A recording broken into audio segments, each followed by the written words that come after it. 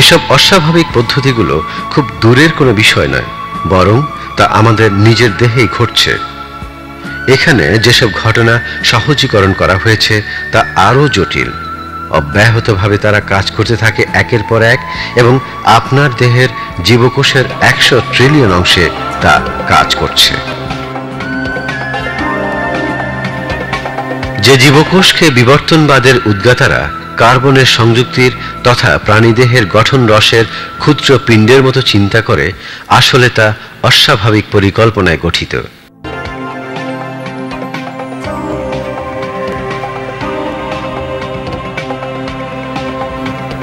এই মহান পদ্ধতি বিবর্তনের ধারায় নিশ্চিতভাবে পরিবর্তিত হতে পারে না। জীবকোষের বিজ্ঞানের এসব বিবরণ জানা ও উপলব্ধি করার পর বিবর্তনবাদের ধারণা ব্যাপকভাবে মূল্যহীন হয়ে পড়ে।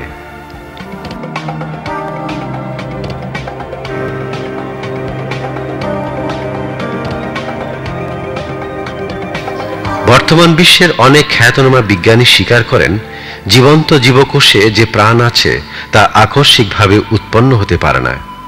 প্রাণের প্রতিটি স্তরের পরিকল্পনা একটা অতি উচ্চ স্তরের পরিকল্পনা।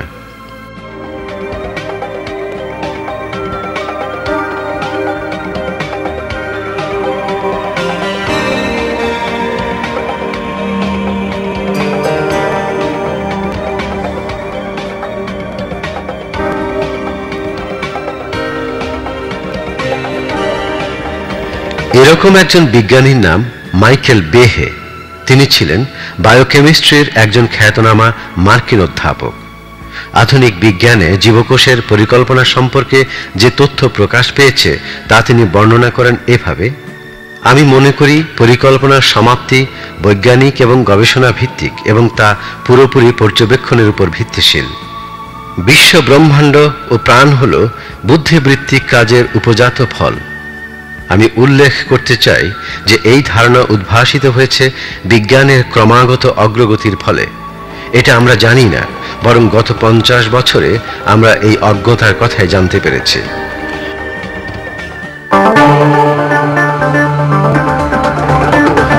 বস্তুত বিজ্ঞান সব জীবন্ত বস্তুকে দেখিয়েছে সজ্ঞান সৃষ্টির ফল হিসেবে। ব্যাখ্যা করা যায়নি একটা একক জীবন্ত জীবকোষের জটিল প্রক্রিয়ার। জীবন্ত বস্তুর দেহের পরিকল্পনা সম্পর্কেও বিবর্তনবাদ কোনো ব্যাখ্যা দিতে পারেনি। দৃষ্টান্ত হিসেবে পাখির ডানার দিক নিয়ন্ত্রণ পদ্ধতি, মাকড়সার বিস্ময়কর শিকার পদ্ধতি এবং নিজেকে লুকিয়ে ফেলার জন্য পোকামাকড়ের পাতার রং ধারণ ইত্যাদির কথা উল্লেখ করা যায়। বিভিন্ন জন্তুর জীবন গঠনের উপলব্ধি, যা সুষ্ঠুভাবে পরিকল্পিত, নিশ্চিতভাবে উচ্চতর সৃষ্টির ফল। ওই উচ্চতর স্রষ্টা হলেন সর্বশক্তিমান আল্লাহ।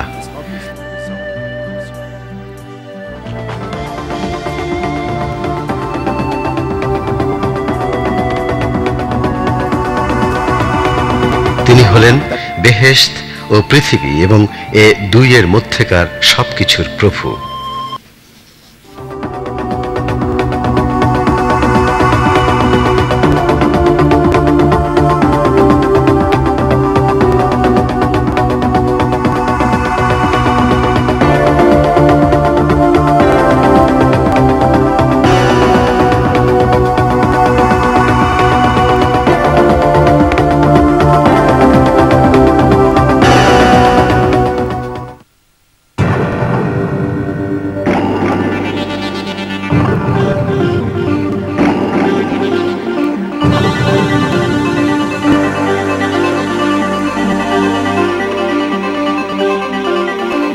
উন্মুক্ত বাতাস বা প্রশস্ত মাঠে দাঁড়িয়ে আপনি যদি আপনার চারপাশে তাকিয়ে দেখেন, তাহলে আপনি আপনার নিকটবর্তী ও দূরবর্তী বস্তু দেখতে পাবেন সহজে।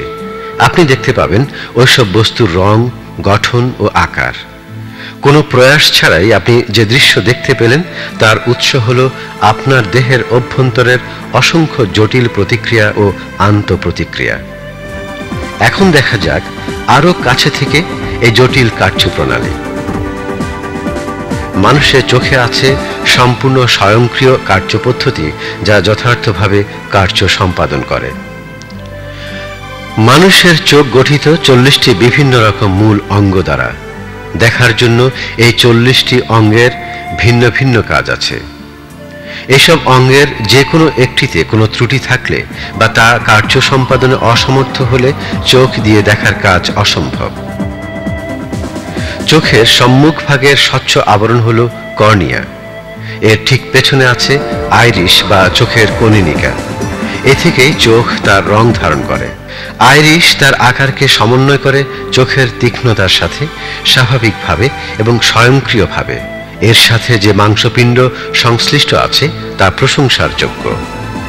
দৃষ্টান্ত হিসেবে বলা যায়, আমরা যদি কোনো অন্ধকার স্থানে থাকি তখন যত বেশি সম্ভব আলো গ্রহণের জন্য আইরিশ নিজেকে প্রসারিত করে।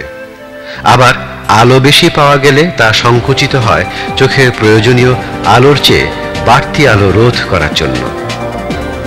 আইরিশে স্বয়ংক্রিয় সমন্বয় পদ্ধতি কাজ করে এভাবে, যে মুহূর্তে চোখে আলো আসে সে মুহূর্তে অনুভূতি মস্তিষ্কে সংবাদ প্রেরণ করে আলোর ঔজ্জ্বল্য ও অস্তিত্ব সম্পর্কে। অতঃপর অনতিবিলম্বে মস্তিষ্ক সংকেত দেয় এবং নির্দেশ দেয় আইরিশের চারপাশের মাংসপেশিকে কতটুকু সংকোচন করতে হবে।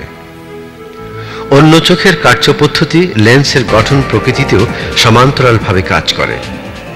লেন্সের কাজ হল চোখে আসা আলোকে কেন্দ্রবিন্দু করে চোখে স্থাপিত করা। লেন্সের চারপাশের মাংসপিণ্ডের চলমানতার বিষয়টি প্রশংসার যোগ্য। বিভিন্ন দিক থেকে চোখে আসা আলোর রশ্মি রেটিনাল স্তরের উপর সবসময় কেন্দ্রবিন্দু হিসেবে উৎসারিত হয়।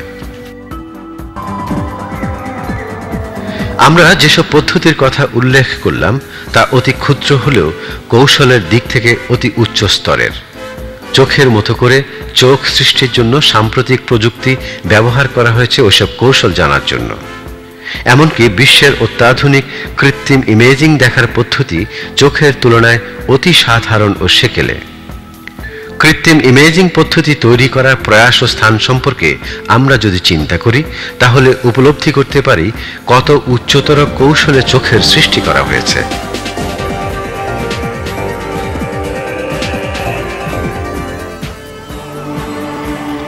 আণুবীক্ষণিক পর্যায়ে আমরা চোখের একটা একক জীবকোষও যদি পরীক্ষা করি তাহলে এর সৃষ্টির সর্বোচ্চ কৌশল আরো ব্যাপকভাবে উন্মোচিত হবে।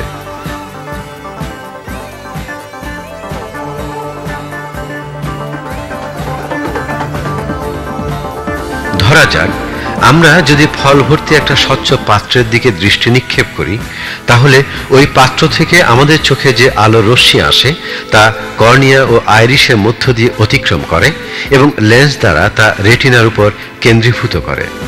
এতে রেটিনার মধ্যে কি ঘটে যার ফলে রেটিনাল জীবকোষ আলো দেখতে পায়?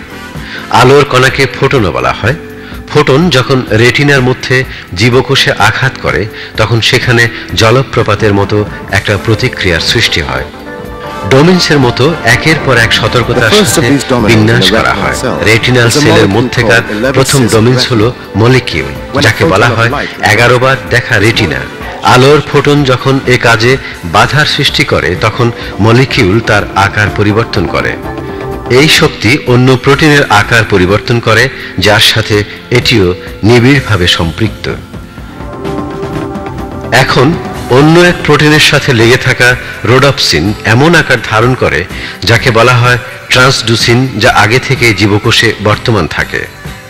এই ট্রান্সলিউয়াট উৎপন্ন করে 11 বার দেখার রেটিনা, যা আকার ও সুসামঞ্জস্যতাকে বাধার সৃষ্টি করে না।